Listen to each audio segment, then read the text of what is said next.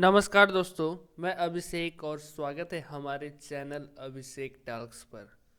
आज के इस वीडियो में हम लोग बात करने जा रहे हैं कि आधार सुपरवाइज़र का जो एग्ज़ाम होता है वो किस प्रकार से होता है, कहाँ से प्रश्न आते हैं, कैसे प्रश्न आते हैं।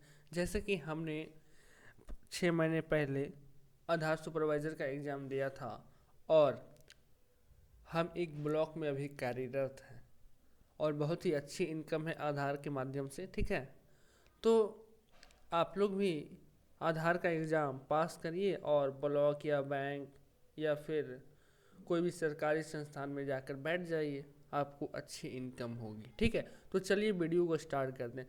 जैसे इसी से हमने पढ़ा था तो हमारा जो है 85 नंबर आया था, 85 नंबर आया। तो आगे बढ़ने से पहले गुजारिश है कि आप हमारे चैनल को ज़रूर से ज़रूर सब्सक्राइब कर दीजिएगा और लाइक कर दीजिएगा और दोस्तों के पास शेयर कर दीजिएगा। ठीक है, क्योंकि एक ही लाइक, एक ही मोटिवेट हमें वीडियो बनाने के लिए प्रेरित करती है। ठीक है, तो चैनल को ज़रूर से ज़रूर सब्सक्राइब कर दीजिएगा। ठीक है, तो यहाँ पर देख सकते हैं पहला सवाल जो है, आधार अधिनियम 2016 को पारित करके निम्नलिखित में से किसने यूआईडीआई की स्थापना की। ठीक है, तो पहला ऑप्शन राज्य सरकार, भारत सरकार और रजिस्ट्रार और नामांकन एजेंसी। तो आधार अधिनियम 2016 में पारित हुआ था। कब हुआ था भाई? तो भारत सरकार 2016 में किया हुआ था। ठीक है, और किसने किया था? भारत सरकार ने ही, क्योंकि भारत सरकार ने ही चलाया था। ठीक है, तो इसका आंसर क्या हो जाएगा? भारत सरकार। दूसरा ऑप्शन, दूसरा क्वेश्चन है, यूआईडीआई इलेक्ट्रॉनिक और सुप्रो मंत्रालय के तहत वैधानिक कार्य प्राधिकरण के रूप में कब स्थापित किया गया था। ठीक है, यूआईडीआई इलेक्ट्रॉनिक और सुप्रो मंत्रालय के तहत वैधानिक प्राधिकरण के रूप में कब स्थापित किया गया था? तो 12 जुलाई 2016, याद रखिएगा 12 जुलाई 2016, 12 जुलाई 2016। ठीक है, अब नीचे आइए। अब अगला क्वेश्चन है, यूआईडीआई जारी करने के लिए कौन सा संगठन जिम्मेवार है? तो चुनाव आयोग तो नहीं होगा, योजना आयोग तो नहीं होगा, ये तो नहीं होगा। तो यूआईडीआई जारी करने के लिए कौन सा संगठन जिम्मेवार है? तो यूआईडीआई ही है। ठीक है, अब अगला क्वेश्चन है, यूआईडीआई क्यों बनाया गया? ठीक है, तो यूआईडीआई क्यों बनाया गया? तो पहला ऑप्शन है, देखिए, डुप्लीकेट और नकली पहचान को खत्म करने के लिए, मजबूत तकनीक प्रदान करने के लिए, और दूसरा ऑप्शन है, ऐसी पहचान प्रदान करना जिसे एक आसान, लागत प्रभावी तरीके से सत्यापित और प्रमाणित किया जाता है, और तीसरा है, एक और पहचान दस्तावेज बनाने के लिए। तो यहाँ पर देखिए पहला ऑप्शन में क्या दिया हुआ, डुप्लीकेट और नकली पहचान को खत्म कर दिया। यूआईडीआई ने हमारा जो आधार है डुप्लीकेट और नकली पहचान को क्या कर दिया? खत्म कर दिया और इसे मजबूत प्रदान किया है ना। और दूसरा ऑप्शन यहाँ पे देखिए, एक पहचान आपको मिली है, ठीक है, जिससे एक आसान, लागत प्रभावी तरीके से सत्यापित यानी कि वेरिफिकेशन हो जाता है। तो इसका सही आंसर क्या हो जाएगा? 1 और 2 दोनों 4 नंबर। ठीक है, अब अगला ऑप्शन है कि आधार नामांकन अद्यतन अधिनियम 2016 सरकारी राजपत्र में कब प्रकाशित हुआ? तो 12 सितंबर 2017। ठीक है, 12 सितंबर 2017। ठीक है, अब अगला क्वेश्चन है कि आधार नामांकन अद्यतन प्रक्रिया से आपका क्या मतलब है? तो देखिए, आधार अधिनियम के तहत ऐसे व्यक्तियों को आधार संख्या जारी करने के उद्देश्य से नामांकन एजेंसियों द्वारा व्यक्तियों से जनसांख्यिकी और बायोमेट्रिक जानकारी एकत्र करने की प्रक्रिया है। दूसरा ऑप्शन है, पहचान संख्या जारी करने के लिए एक निवासी की व्यक्तिगत जानकारी एकत्र करने की प्रक्रिया। तीसरा ऑप्शन है, पहचान संख्या जारी करने के लिए पैन नंबर, बैंक खाता संख्या जैसी वित्तीय जानकारी एकत्र करने की प्रक्रिया। और अगला ऑप्शन है, इनमें से कोई नहीं। तो क्वेश्चन को अच्छे से समझिएगा। आधार नामांकन अद्यतन प्रक्रिया से आपका क्या मतलब है? जब आप आधार नामांकन यानी एनरोलमेंट कराते हैं, अपडेट कराते हैं, तो उससे आपका क्या मतलब है? तो इससे यही मतलब है कि आधार अधिनियम के तहत ऐसे व्यक्तियों की आधार संख्या जारी करने के उद्देश्य से नामांकन एजेंसियों द्वारा व्यक्तियों से जनसांख्यिकी और बायोमेट्रिक जानकारी एकत्र की प्रक्रिया, यानी आपसे देखिए बायोमेट्रिक लेता है, जनसांख्यिकी करवाता है। ठीक है, तो इसका आंसर क्या हो जाएगा? पहला वाला हो जाएगा। ठीक है, अच्छे से समझिएगा, आपको तुरंत याद आ जाएगी। ठीक है, अब अगला क्वेश्चन है, देखिए, आधार सृजन के लिए जनसांख्यिकी और बायोमेट्रिक दोनों हेतु निवासी के डेटा को कैप्चर करने की प्रक्रिया क्या है? तो नामांकन हो जाएगा। ठीक है, इतने आसान सवाल। पहला ऑप्शन क्या है, प्रमाणीकरण है, नामांकन है, पहचान है, प्रदर्शन है। तो क्या कराएगा, नामांकन कराएगा। ठीक है। अब अगला क्वेश्चन है कि नामांकन एजेंसियों के द्वारा व्यक्तियों को नामांकित करने के उद्देश्य से प्राधिकरण द्वारा प्राधिकृत या मान्यता प्राप्त से कोई संस्था है। तो देखिए, नामांकन एजेंसी द्वारा व्यक्तियों को नामांकित करने के उद्देश्य से तो क्या हो जाएगा भाई, रजिस्ट्रार हो जाएगा। क्या हो जाएगा, रजिस्ट्रार हो जाएगा। पहला ऑप्शन देखिए क्या है, परिचयकर्ता है। दूसरा नामांकन एजेंसी है। नामांकन एजेंसी क्या होता है, जो एजेंसियां होती है। ठीक है। और तीसरा एजेंसी हो गया, और चौथा रजिस्ट्रार हो गया। आंसर क्या हो जाएगा, रजिस्ट्रार हो जाएगा। ठीक है। अब अगला क्वेश्चन है, व्यक्तियों को नामांकित करने के उद्देश्य से रजिस्ट्रार द्वारा नियुक्त कोई संस्था है। तो नामांकन एजेंसी होगा। ठीक है। समझिएगा, व्यक्तियों को नामांकित करने के उद्देश्य से रजिस्ट्रार द्वारा नियुक्त कोई संस्था, रजिस्ट्रार के द्वारा कोई संस्था है तो कौन है, तो नामांकन एजेंसी है। ठीक है। अब अगला, सत्यापनकर्ता प्रमाणकर्ता नामांकन केंद्रों पर दस्तावेजों के सत्यापन के लिए द्वारा नियुक्त कार्मिक है। तो रजिस्ट्रार है। क्या है, सत्यापनकर्ता प्रमाणकर्ता नामांकन केंद्रों पर दस्तावेजों के सत्यापन के लिए कौन है, तो रजिस्ट्रार है। अब अगला है, वह स्थान है जहां प्रमाणित ऑपरेटर या पर्यवेक्षक द्वारा आधार नामांकन अद्यतन का कार्य किया जाता है। तो नामांकन केंद्र पर। ठीक है। नामांकन केंद्र पर ही ना आपको आधार का नामांकन या फिर आधार अपडेट किया जाता है, आधार इनरोलमेंट या आधार अपडेट किया जाता है।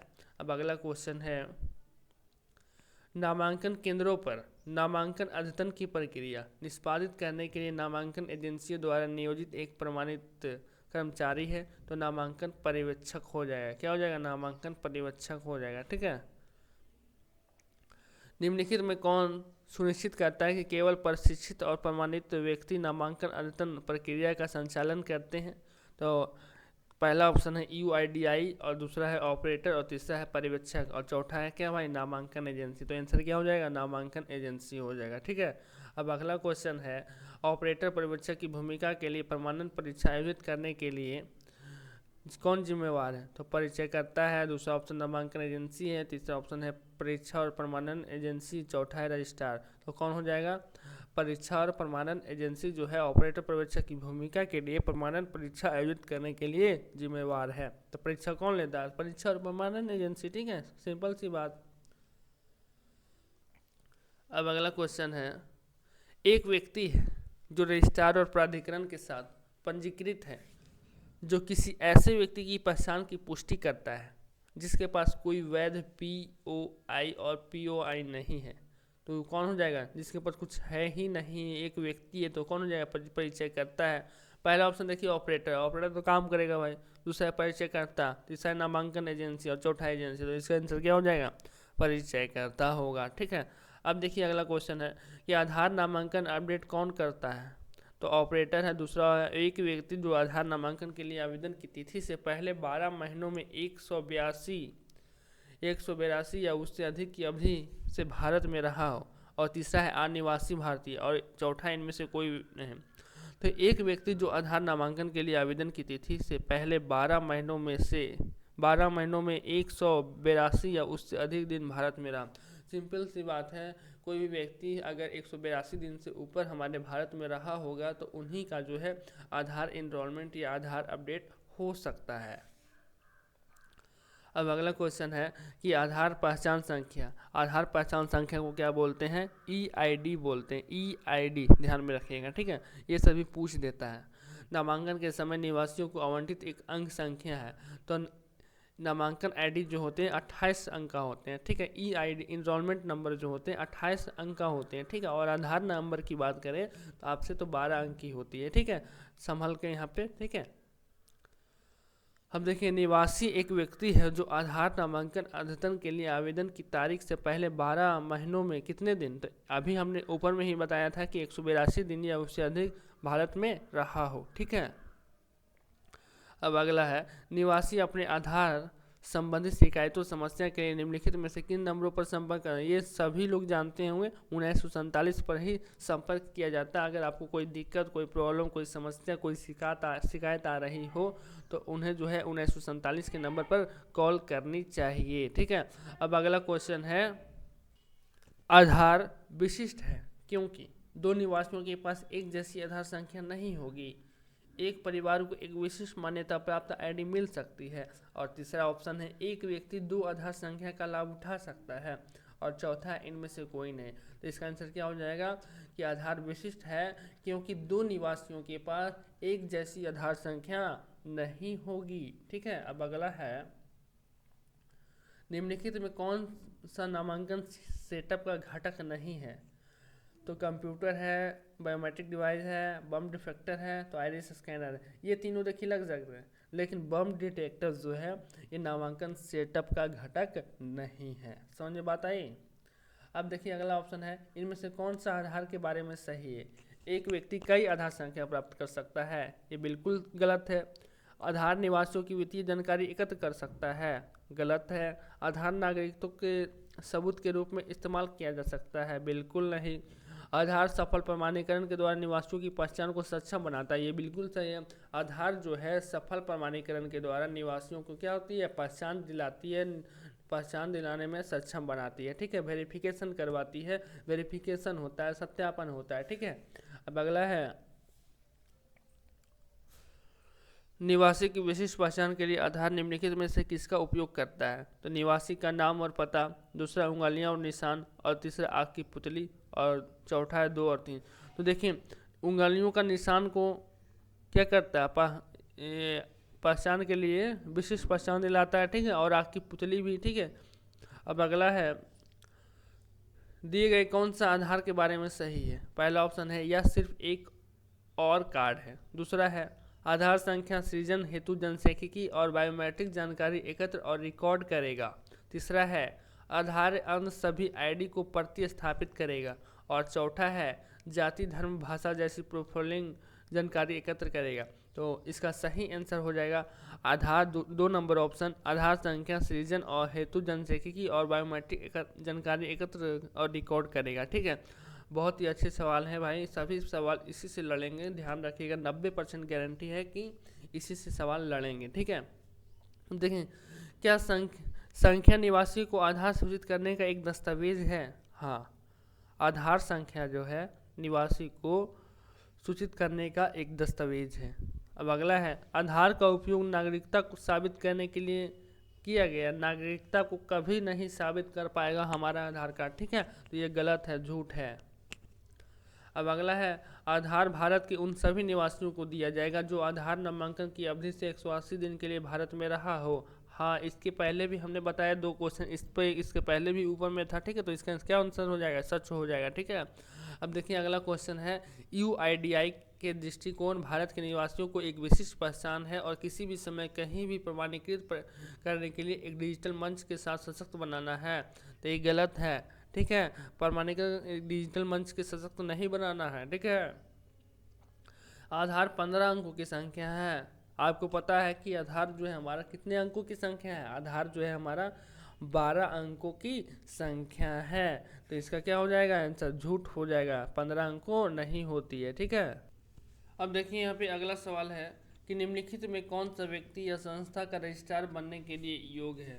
पहला ऑप्शन है कोई भी व्यक्ति, दूसरा ऑप्शन है कोई भी केंद्रीय सरकार के अंतर्गत संस्था मंत्रालय राज्य, और तीसरा ऑप्शन है भारत सरकार का कोई भी नागरिक, और चौथा ऑप्शन है कोई भी व्यक्ति जो एक व्यवसाय चलाने के सक्षम है। तो इसका क्या आंसर हो जाएगा, कोई भी व्यक्ति केंद्रीय सरकार के अंतर्गत संस्था मंत्रालय राज्य। ठीक है, अब अगला है इनमें से किसी रजिस्ट्रार द्वारा नहीं किया जाना चाहिए। क्षेत्र स्तर निष्पादन निगरानी और लेखा परीक्षा के लिए जिम्मेवार। दूसरा ऑप्शन है अपनी वेबसाइट पर आधार नामांकन और अद्यतन के बारे में पर्याप्त जानकारी प्रदर्शित करना। तीसरा ऑप्शन है आधार नामांकन अपडेट के अलावा अन्य किसी भी प्रयोजन के लिए नामांकन के दौरान एकत्र की गई जानकारी का उपयोग करना। और चौथा ऑप्शन है परस्पर को कब्जे में लेने के मामले में यह आवश्यक है कि यूआईडीआई को उचित अनुमति दे। तो इसका सही आंसर क्या हो जाएगा, तो रजिस्ट्रार के द्वारा नहीं किया जाना चाहिए। तो आधार नामांकन अपडेट के अलावा अन्य किसी भी प्रयोजन के लिए नामांकन के दौरान एकत्र की गई जानकारियों का उपयोग किया जाना। ठीक है, ये सब नहीं किया जाना चाहिए। ठीक है, और तीसरा क्वेश्चन है कि आधार नामांकन अपडेट के लिए किसमें मिनिस्टर रजिस्ट्रार को हर समय आचार संहिता का पालन करना चाहिए। तो आधार अधिनियम 2016 और आधार विनिमय। ठीक है, तो आधार विनियम कब हुआ था, 2016 को हुआ था ना। और दूसरा ऑप्शन है GF नियम, और तीसरा ऑप्शन है 1 और 2 दोनों। ठीक है, तो इसका सही आंसर क्या हो जाएगा मेरे दोस्त? आधार अधिनियम 2016 और आधार विनियम। ठीक है, अगला क्वेश्चन है, एजेंसियों के आवेदन का मूल्यांकन करने के लिए निम्नलिखित में से कौन सा जिम्मेदार है और योग्य एजेंसियों को नामांकन एजेंसियों के रूप में सूचीबद्ध करता है? तो पहला ऑप्शन है केंद्रीय मंत्रालय, और दूसरा ऑप्शन है रजिस्ट्रार और UIDI, और तीसरा ऑप्शन है 1 और 2, और चौथा ऑप्शन है UIDI। तो इसका सही आंसर क्या हो जाएगा मेरे दोस्त? रजिस्ट्रार और UIDI। ठीक है, अब अगला देखिए, रजिस्ट्रार की मूल जिम्मेवारी क्या है? तो पहला ऑप्शन है कि आधार अधिनियम 2016 और आधार विनियम का पालन करना। दूसरा ऑप्शन है एनरोलिंग एजेंसियों को किराए पर ले संलग्न करें और इसके काम काज का मॉनिटर करें।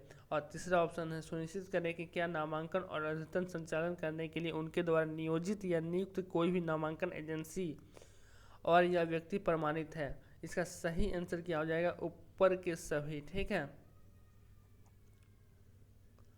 कौन सा व्यक्ति या संस्था निम्नलिखित में से बीच एक नामांकन एजेंसी बनने के लिए पात्र है? कोई भी व्यक्ति रजिस्ट्रार UIDI द्वारा निर्दिष्ट RFI में नामांकन एजेंसी के लिए निम्नलिखित शर्त को पूरा करने वाला है। दूसरा ऑप्शन है कोई भी व्यक्ति जो एक व्यवसाय चलाने में सक्षम है। तीसरा ऑप्शन कोई भी प्रमाणित ऑपरेटर पर्यवेक्षक, और चौथा ऑप्शन है कोई भी व्यक्ति जिसके पास संचालन अद्यतन डिवाइस है। ठीक है, तो इसका सही आंसर क्या हो जाएगा कि कोई भी व्यक्ति रजिस्ट्रार UIDI द्वारा निर्दिष्ट RFI में नामांकन एजेंसी के उल्लेखित शर्त को पूरा करता है। ठीक है, यही जो है आपका सही हो जाएगा। ठीक है, अब अगला क्वेश्चन है कि निम्नलिखित मानदंडों में से किस व्यक्ति को एक पर्यवेक्षक की भूमिका के लिए योग्य होने के लिए अर्हता प्राप्त करना चाहिए? तो उम्र वर्ष और उससे ऊपर होनी चाहिए, 10+2 पास होना चाहिए, आधार नंबर होना चाहिए। ठीक है, एक प्रशिक्षण और प्रमाणन एजेंसियों में से पर्यवेक्षक प्रमाण पत्र प्राप्त किया होना चाहिए, और चौथा बेसिक कंप्यूटर में प्रमाण पत्र होना चाहिए। इसका सही आंसर कौन है? सभी सही है मेरे दोस्त। ठीक है, अब अगला क्वेश्चन पे आते हैं। EI पर्यवेक्षक के रूप में उसके भूमिका शुरू करने से पहले निम्न में से क्या एक व्यक्ति को क्या प्राप्त होना चाहिए? पहला जो है कंप्यूटर शिक्षा में मूल बातों की जानकारी का प्रमाण पत्र होना चाहिए, और दूसरा एक स्नातक होना चाहिए, और तीसरा स्थानीय भाषा कीबोर्ड और साथ में लिपिकरण सहज होना चाहिए, और चौथा ऑप्शन है दिए गए क्षेत्र में एक प्रमुख व्यक्ति होना चाहिए। तो इसका सही आंसर क्या हो जाएगा? स्थानीय भाषा कीबोर्ड और साथ में लिप्यंतरण सहज होना चाहिए। ठीक है, अब अगला में नीचे में आइए। अब अगला देखिए, निम्न में से कौन सा नामांकन केंद्र में प्रशिक्षण आधार ग्राहक के साथ लैपटॉप डेस्कटॉप की स्थापना के लिए जिम्मेवार है? तो ऑपरेटर और पर्यवेक्षक, पहला ऑप्शन क्या है? प्राधिकरण है, दूसरा ऑप्शन क्या है? रजिस्ट्रार है, और तीसरा ऑप्शन क्या है? ऑपरेटर या पर्यवेक्षक है, और चौथा कौन है? IT तकनीशियन। ठीक है, तो इसका सही आंसर क्या हो जाएगा? ऑपरेटर या पर्यवेक्षक। ठीक है, अब अगला क्वेश्चन में आइएगा।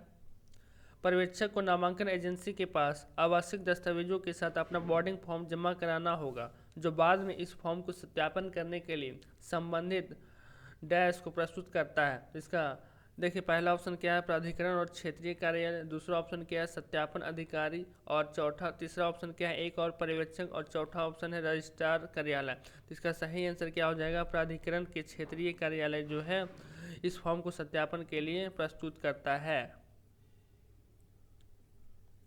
अगला क्वेश्चन है, निम्नलिखित में से कौन सा ऑपरेटर या पर्यवेक्षक ऑन बोर्डिंग के दौरान नामांकित उपयोगकर्ता के रूप में विचार योग्य है?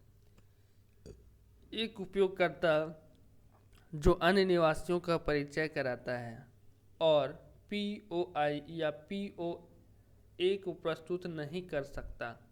एक उपयोगकर्ता जो नामांकन प्रपत्र भरता है आधार पाने के लिए। तीसरा ऑप्शन है एक उपयोगकर्ता जो आधार के नामांकन पाने के लिए नामांकन केंद्र में उपस्थित होता है, और चौथा ऑप्शन है ऑपरेटर या सुपरवाइजर जिसका बायोमेट्रिक सत्यापन सफलतापूर्वक हो चुका है और नामांकन क्लाइंट से संग्रहित है।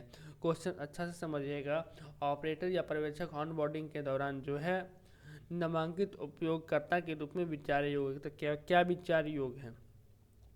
ऑपरेटर या सुपरवाइजर जिसका बायोमेट्रिक सत्यापन सफलतापूर्वक हो चुका है और नामांकन क्लाइंट से संग्रहित है। ठीक है।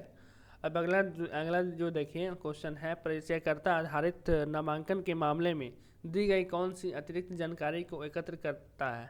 तो इसका जो है पहला ऑप्शन है परिचयकर्ता के हस्ताक्षर, और दूसरा है परिचयकर्ता के अंगूठा का निशान, और तीसरा जो है परिचयकर्ता का आधार संख्या। तो केवल एक तो नहीं होगा, केवल 2 नहीं होगा, केवल दिए गए सभी विकल्प जो है क्या है, सही है। ठीक है। अब देखिए नीचे आइएगा, अगर कोई डाउट हो भाई तो कमेंट में ज़रूर बताना। ठीक है। अब अगला ऑप्शन है कि नामांकन केंद्र के प्रबंधन का हिस्सा होने के नाते निम्न में से एक पर्यवेक्षक को क्या करना चाहिए? पहला ऑप्शन है आधार क्लाइंट पर हर नामांकन पर साइन आउट करें। दूसरा ऑप्शन है नए निवासियों जिन्होंने कभी नामांकन नहीं किया है, नामांकन सुनिश्चित करने के लिए आधार सुविधा खोजे का उपयोग करें। और तीसरा है सुनिश्चित करें कि प्रत्येक आधार नामांकन अद्यतन के बाद ऑपरेटर अपनी बायोमेट्रिक पुष्टि प्रदान करता है। और ऑप्शन डी है दिए गए सभी विकल्प। तो देखिए नामांकन केंद्र के प्रबंधन का हिस्सा होने के नाते पर्यवेक्षक को क्या करना चाहिए? तो ये सभी चीज़ें जो हमने बताई, ठीक है, वो सभी करनी चाहिए। ठीक है। अब अगला सवाल में आते हैं, पर्यवेक्षक यह भी सुनिश्चित करता है कि नामांकन स्टेशन प्रत्येक में कम से कम एक बार समकालिक हो। तो 10 दिन, दूसरा ऑप्शन है 15 दिन, तीसरा दिन है 20 दिन, चौथा ऑप्शन है महीना। तो कितना कम से कम? कम से कम 10 दिन। ठीक है। कम से कम 10 दिन जो है सुनिश्चित करता है कि नामांकन स्टेशन प्रत्येक 10 दिन में कम से कम एक बार समकालिक हो। ठीक है। अब अगला क्वेश्चन आइए, पर्यवेक्षक को निम्नलिखित में कौन सा बैकअप, सिंक और डेटा भेजने के लिए सुनिश्चित करना चाहिए? ठीक है। तो देखिए पहला ऑप्शन है वहाँ हार्ड डिस्क पर दिन में 2 बार नामांकन डेटा का बैकअप ले। दूसरा ऑप्शन है अपने व्यक्तिगत ईमेल आईडी पर दैनिक नामांकन विवरण भेजें। तीसरा ऑप्शन है हर 10 दिनों में से कम एक बार नामांकन स्टेशनों को सिंक करें। चौथा ऑप्शन है भेजे गए डेटा के लिए एक रजिस्ट्रार बनाएं। और पांचवा ऑप्शन है गूगल क्लाउड पर सभी डेटा सुरक्षित करें। तो इसका सही आंसर क्या हो जाएगा? 2 और 4 होगा। देखिए तो ब्रह्मा हार्ड डिस्क पर दिन में 2 बार नामांकित डेटा का बैकअप लेगा? नहीं लेगा ना भाई साहब। और चौथा ऑप्शन है भेजे गए डाटा के लिए एक रजिस्ट्रार बनाएगा? कभी नहीं बनाएगा। ठीक है। और दूसरा ऑप्शन क्या है? 2, 3, 4, 5। तो 2 में क्या है? अपने व्यक्तिगत ईमेल आईडी पर दैनिक नामांकन विवरण भेजेगा? बिल्कुल नहीं भेजेगा। तो इसका सही आंसर क्या हो जाएगा? बी हो जाएगा। 1, 3, 5 हो जाएगा। 1, 3, 5। ठीक है। अब अगला नीचे आइएगा, दिन के अंत में पर्यवेक्षक को ऑपरेटर को उसके द्वारा बनाई नामांकन पैकेट की समीक्षा करने की अनुमति देना चाहिए? बिल्कुल नहीं देना चाहिए। ठीक है। अब अगला क्वेश्चन में आइएगा कि नामांकन डेटा को दर्ज की गई किसी भी त्रुटि के मामले में निम्न में से क्या किया जाना चाहिए? पहला ऑप्शन है विवरण को सही ढंग से भरने के लिए निर्देशों का उपयोग करना चाहिए। दूसरा ऑप्शन है एक पर्यवेक्षक को सही डेटा की पहचान करने की ज़रूरत है। ठीक है। और तीसरा ऑप्शन है निवासी को सूचित करें कि सुधार समय सीमा के भीतर नामांकन केंद्र में आए। चौथा ऑप्शन है निवासी के घर पर जाएं और सही जानकारी एकत्रित करें। तो इसका सही आंसर क्या हो जाएगा? सी हो जाएगा। निवासी को सूचित करें कि सुधार समय सीमा के भीतर नामांकन केंद्र में आए। ठीक है। अब अगला ऑप्शन है निम्न क्रियाओं में कौन सा एक पर्यवेक्षक को दिन के अंत में करना चाहिए? तो पहला ऑप्शन है उसके फिंगरप्रिंट देकर हस्ताक्षर करेगा। दूसरा ऑप्शन है प्राधिकरण को मेल भेजेगा। तीसरा ऑप्शन है दिन भर के नामांकित निवासियों को थोक SMS भेजे। चौथा ऑप्शन है ऑपरेटर से कहे उसका उंगली का निशान देकर साइन अप करे, तो उसके फिंगरप्रिंट देकर हस्ताक्षर करे। ठीक है। ये पर्यवेक्षक को अंत में हमेशा करना पड़ता है, हमें भी करना पड़ता है। ठीक है। फिंगरप्रिंट देकर हस्ताक्षर करते हैं। ठीक है। और प्राधिकरण को क्या करते हैं? मेल भेजते हैं। ये दोनों काम हम लोग करते हैं। 1A और B हो जाएगा, दोनों हो जाएगा। और चौथा ऑप्शन, ये अगला क्वेश्चन है कि एक पर्यवेक्षक नामांकन केंद्र पर कार्यों की निगरानी और लेखा परीक्षा करता है। लेखा परीक्षा प्रतिक्रिया पूरी टीम की मदद कैसे करती है? पहला ऑप्शन है खराब प्रदर्शन करने वाले ऑपरेटर को हटाएगा। दूसरा ऑप्शन है जिन ऑपरेटरों का प्रदर्शन बेंचमार्क तक नहीं है उनके वेतन में कटौती करता है। नामांकन के संचालन और डेटा की गुणवत्ता को सुधार क्षेत्रों की पहचान करें। और चौथा ऑप्शन है मामलों को प्राधिकरण के पास आगे भेजें। तो इसका सही आंसर क्या हो जाएगा कि नामांकन के संचालन और डेटा की गुणवत्ता के सुधार क्षेत्रों की पहचान करेगा। ठीक है, कौन करेगा? तो एक पर्यवेक्षक नामांकन केंद्र पर आएगा, ठीक है, और उसका लेखा परीक्षा करेगा। लेखा परीक्षा प्रतिक्रिया पूरी टीम की मदद करेगा। ठीक है, अगला क्वेश्चन है, एक पर्यवेक्षक नामांकन केंद्र पर कार्यों की निगरानी और लेखा परीक्षा करता है। लेखा परीक्षा प्रतिक्रिया पूरी टीम की मदद कैसे करती है? तो पहला ऑप्शन है, ये बोले तो हो गया था, है ना, नहीं हुआ था। अच्छा, पहला ऑप्शन है खराब प्रदर्शन करने वाले ऑपरेटर को हटाएं। दूसरा ऑप्शन है जिन ऑपरेटर का प्रदर्शन बेंचमार्क तक नहीं है उनका वेतन में कटौती करना। तीसरा ऑप्शन है नामांकन के संचालन और डेटा की गुणवत्ता के सुधार क्षेत्रों की पहचान करें। चौथा ऑप्शन है मामलों को प्राधिकरण के पास आगे भेजें। तो इसका सही आंसर क्या हो जाएगा? नामांकन के संचालन और डेटा की गुणवत्ता के सुधार क्षेत्रों की पहचान करें। ठीक है, इसका सी जो है सही आंसर हो जाएगा। एक अगला क्वेश्चन है, एक ऑपरेटर या पर्यवेक्षक कौन है? ठीक है, ऑपरेटर या पर्यवेक्षक का मतलब क्या होता है? सुपरवाइजर होता है। ठीक है, तो पहला ऑप्शन क्या है? एक व्यक्ति जो नामांकन एजेंसियों के कार्यों को संभालती है, अर्थात सफाई, बिजली का कनेक्शन इत्यादि। ठीक है, दूसरा ऑप्शन है प्राधिकरण और नामांकन एजेंसियों के बीच एक मध्यस्थ। तीसरा ऑप्शन है नामांकन केंद्रों पर नामांकन निष्पादित करने के लिए एक नामांकन एजेंसी द्वारा नियोजित एक व्यक्ति। तीसरा ऑप्शन है एक निवासी जो नामांकन एजेंसी पर आधार के लिए नामांकन करने के लिए आता है। तो इसका सही आंसर क्या हो जाएगा? नामांकन केंद्रों पर नामांकन निष्पादित करने के लिए एक नामांकन एजेंसी द्वारा नियोजित एक व्यक्ति। ठीक है, अब अगला क्वेश्चन की बात करें तो एक व्यक्ति का ऑपरेटर या पर्यवेक्षक की भूमिका के लिए निम्न में से कौन सा पात्रता मानदंड है? तो पहला ऑप्शन है व्यक्ति की उम्र 18 और 21 के बीच होना चाहिए। दूसरा ऑप्शन है व्यक्ति और स्नातक होना चाहिए। ठीक है, सिर्फ व्यक्ति जावा में विशेषज्ञ होना चाहिए। व्यक्ति को एक प्रशिक्षण और प्रमाणन एजेंसी से ऑपरेटर या पर्यवेक्षक प्रमाण पत्र प्राप्त होना चाहिए। तो इसका सही आंसर क्या हो जाएगा? व्यक्ति को एक पर्यवेक्षक और प्रमाणन एजेंसी से ऑपरेटर या पर्यवेक्षक प्रमाणन समाप्त होना चाहिए। ठीक है, अब अगला क्वेश्चन की अगर हम बात करें तो निवासी के आधार नामांकन या आयतन फॉर्म की जांच करते समय एक ऑपरेटर या पर्यवेक्षक को निम्न में से क्या सुनिश्चित करना चाहिए? पहला ऑप्शन है कि निवासी के अंगूठे की छाप। दूसरा ऑप्शन है ऑपरेटर के अंगूठे की छाप। तीसरा ऑप्शन है सत्यापनकर्ता के हस्ताक्षर और चौथा ऑप्शन है परिचयकर्ता के या परिवार के मुखिया का हस्ताक्षर। तो इसका सही आंसर क्या हो जाएगा भाई? सत्यापनकर्ता के हस्ताक्षर। ठीक है, अब अगला क्वेश्चन की बात करें तो ऑपरेटर को यह सुनिश्चित करना चाहिए कि उसके बायोमेट्रिक्स और आयरस को कैप्चर करते समय निवासी की स्क्रीन बंद होनी चाहिए। तो बिल्कुल नहीं होनी चाहिए। ठीक है, इसका आंसर क्या हो जाएगा? बी, नहीं। ठीक है, अगला क्वेश्चन है कि ऑपरेटर को निवासी से कहा चाहिए कि जो डेटा दर्ज किया जा रहा है उसे जांच लें और उसे बंद करने से पहले निवासी के साथ जनसांख्यिकीय डेटा की समीक्षा करनी चाहिए। बिल्कुल सही, करनी चाहिए, हमने करती है। ठीक है, अब अगला क्वेश्चन है आंगनवाड़ी आशा कार्यकर्ता के मामले में जो एक CILC ऑपरेटर बनना चाहते हैं, CLC होता है, ठीक है, ऑपरेटर बनना चाहते हैं, उसकी न्यूनतम योग्यता क्या होनी चाहिए? तो केवल 10वीं पास होनी चाहिए। ठीक है, ना कि 12वीं, ना कि अब 12वीं हो तो और अच्छी बात है। ठीक है, लेकिन 10वीं पास होनी चाहिए। अगला क्वेश्चन है कि निम्नलिखित में से किसके पास ऑपरेटर को ऑनबोर्डिंग का स्वीकार या अस्वीकार करने का अधिकार है? पहला ऑप्शन है किसी भी अन्य ऑपरेटर। दूसरा ऑप्शन है UIDAI क्षेत्रीय कार्यालय। तीसरा ऑप्शन है पर्यवेक्षक और चौथा ऑप्शन है निवासी। तो इसका सही आंसर क्या हो जाएगा मेरे दोस्त? UIDAI और क्षेत्रीय कार्यालय। ठीक है, एक बच्चे का नामांकन करने के लिए निम्न में से किसका उपयोग किया जाता है? तो पहला ऑप्शन है CILC टैबलेट। दूसरा ऑप्शन है कोई भी CILC क्लाइंट के साथ स्थापित डेस्कटॉप कंप्यूटर। तीसरा ऑप्शन है कोई भी CILC क्लाइंट के साथ स्थापित लैपटॉप और चौथा है नामांकन फॉर्म। तो इसका सही आंसर क्या हो जाएगा? CILC tablet. ठीक है, अब अगला क्वेश्चन है निम्न में से आधार क्लाइंट सॉफ्टवेयर के एक CLC ऑपरेटर जोड़ने के लिए क्या किया जाता है? ऑपरेटर के मूल पहचान पत्र व दस्तावेज लें। दूसरा ऑप्शन है ऑपरेटर के हस्ताक्षर लें। तीसरा ऑप्शन है ऑपरेटर के बायोमेट्रिक लें। चौथा ऑप्शन है ऑपरेटर के मूल योग्यता प्रमाण पत्र लें। तो इसका सही आंसर क्या हो जाएगा? ऑपरेटर से बायोमेट्रिक्स लें। सत्यापनकर्ता कौन है? पहला ऑप्शन है जो पुष्टि करता है दी गई बायोमेट्रिक्स ठीक है। दूसरा ऑप्शन है व्यक्ति जो निवासी द्वारा प्रस्तुत दस्तावेज और नामांकन अपडेट फॉर्म की पुष्टि करता है। तीसरा है वह व्यक्ति जो यह पुष्टि करता है कि निवासी पहली बार नामांकन करवा रहा है। तीसरा ऑप्शन है वह व्यक्ति जो सुनिश्चित करता है कि निवासी नामांकन करने से पहले कम से कम स्नातक हो।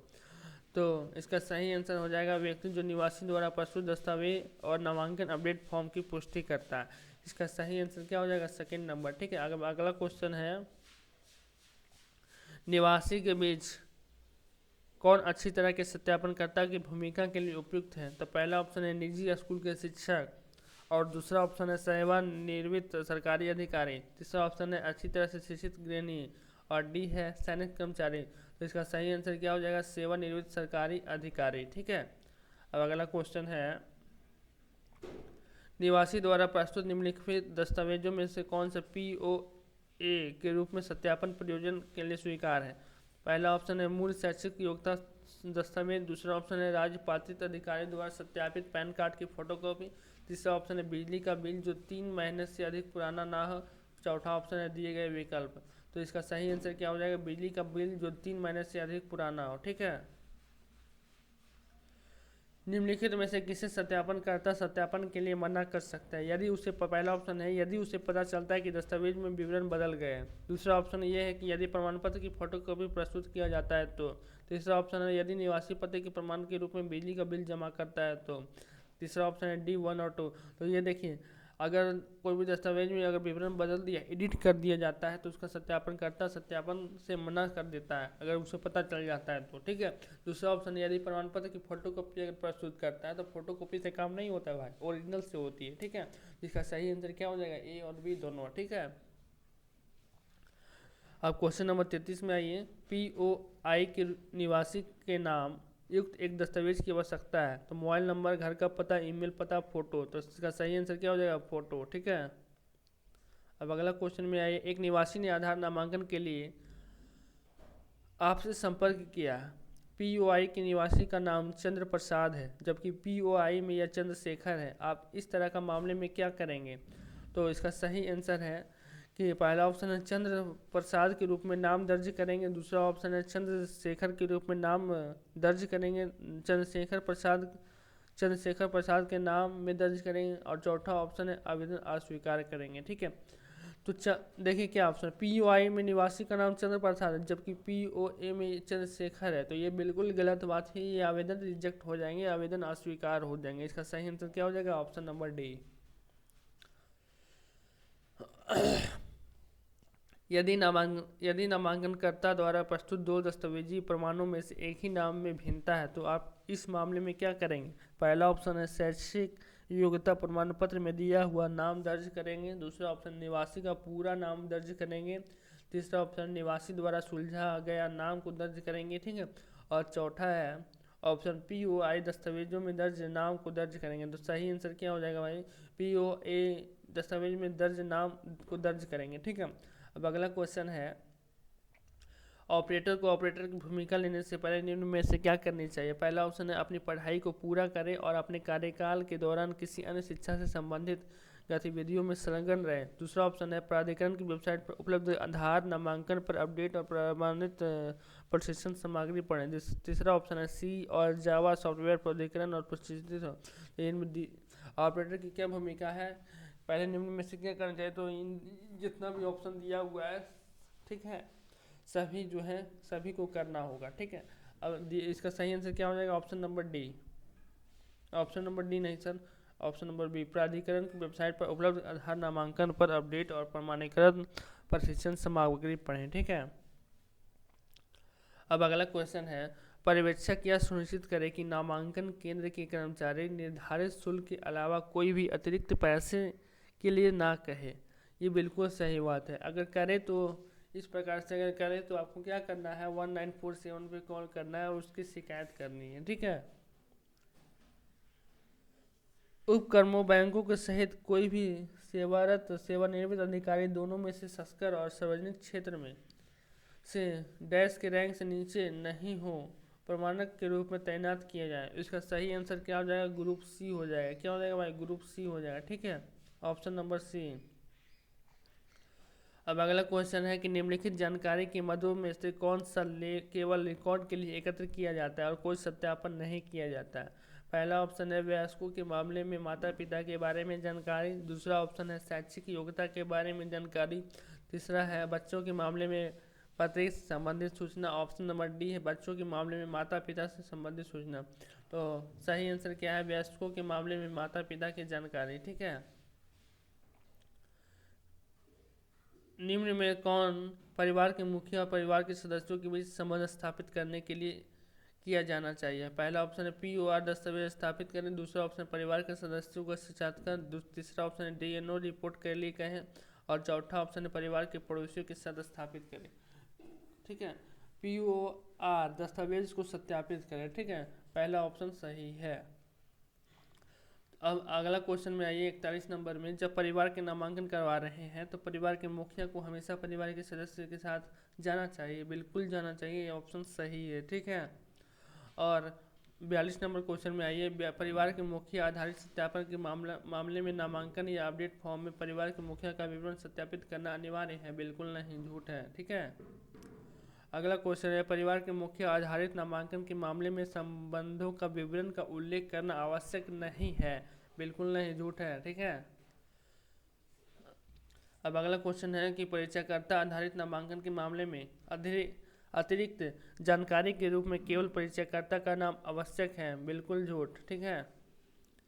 अब अगला क्वेश्चन है कि आधार के लिए एक निवासी का नामांकन करने के लिए धर्म और जाति नोट करना अनिवार्य है? नहीं करना चाहिए, झूठ है। ठीक है। अब अगला देखिए क्वेश्चन है कि परिवार के मुखिया आधारित नामांकन के मामले में परिवार के मुखिया और आधार नंबर को उसके आधार पत्र को निमित्तीय सत्यापित किया जाना चाहिए? हाँ, किया जाना चाहिए। बिल्कुल सही है। ठीक है। क्वेश्चन नंबर अगला, ये आवासीय पता एक अतिरिक्त जनसांख्यिक जानकारी है जो नामांकन के लिए आवश्यक है? हाँ, नहीं, गलत। ठीक है। ठीक है, आवासीय पता एक अतिरिक्त जनसंख्या नहीं, बिल्कुल नहीं, झूठ है। ठीक है। अब अगले क्वेश्चन में एक निम्नलिखित में से कौन सा एक परिचयकर्ता हो सकता है? पहला ऑप्शन है पंजीयन के कर्मचारी, दूसरा ऑप्शन है परिवार के मुखिया, तीसरा कोई भी भारतीय नागरिक, और चौथा एक किसान। तो पंजीयन के कर्मचारी पहला ऑप्शन जो है सही है, परिचयकर्ता हो सकता है। ठीक है। अब अगला क्वेश्चन है, नाम एक जनसांख्यिक की जानकारी है जो नामांकन के दौरान प्रदान करना आवश्यक है? हाँ, बिल्कुल करना चाहिए। ठीक है। अब अगला क्वेश्चन है 50 नंबर, लिंग एक जनसांख्यिक की जानकारी है जो नामांकन के दौरान प्रदान करना आवश्यक है? हाँ। ठीक है, इसका आंसर ए हो जाएगा। ठीक है। एक ऑपरेटर को निवासी का मोबाइल नंबर अनिवार्य रूप से ले लेना चाहिए और उसे पंजीकरण प्रारूप में दर्ज करना चाहिए? हाँ। ठीक है, ऑप्शन नंबर ए सही है। ठीक है। अब अगला क्वेश्चन है कि एक ऑपरेटर को हर दिन नामांकन की शुरुआत GPS निर्देशांक पर कैप्चर करना चाहिए? हाँ, करना चाहिए। ठीक है।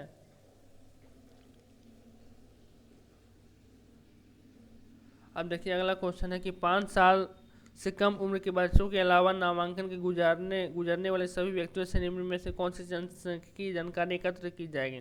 तो पहला ऑप्शन है नाम, मोबाइल नंबर, ऊंचाई, नेत्र रंग, दूसरा ऑप्शन है नाम, लिंग, जन्म प्रमाण पत्र एवं मात्र जन्म प्रमाण पत्र, तीसरा ऑप्शन है नाम, जन्म, लिंग, जन्म तिथि और आवासीय पता। यही जो है आपका ऑप्शन नंबर सी जो है आपका सही हो जाएगा। ठीक है। अब अगला क्वेश्चन है कि एक निवासी बख्तियार राहुल शर्मा ने नामांकन के लिए आपसे संपर्क किया, नाम निम्न में से कौन सा प्रणाली उसका मदद दर्ज करने के लिए सही रास्ता है? BR Sharma, B Rahul Sharma, Bakhtiyar Rahul Sharma, BR। तो इसका सही आंसर क्या हो जाएगा? जो नाम है वही रहेगा, तो बख्तियार राहुल शर्मा हो जाएगा। ठीक है। आज के लिए इतना ही। ठीक है। अगर आपको वीडियो पसंद आए, अगर कुछ सीखने को मिला, तो आप हमारे चैनल को ज़रूर से ज़रूर सब्सक्राइब करिएगा। ठीक है। और दोस्तों के पास शेयर कीजिएगा जो आधार का एग्ज़ाम देना चाहते हैं, और आधार अगर कोई भी प्रॉब्लम आती है आधार में तो आप हमसे संपर्क कर सकते हैं। ठीक है। वीडियो को देखने के लिए धन्यवाद। वीडियो को सब्सक्राइब जरूर कीजिएगा। ठीक है।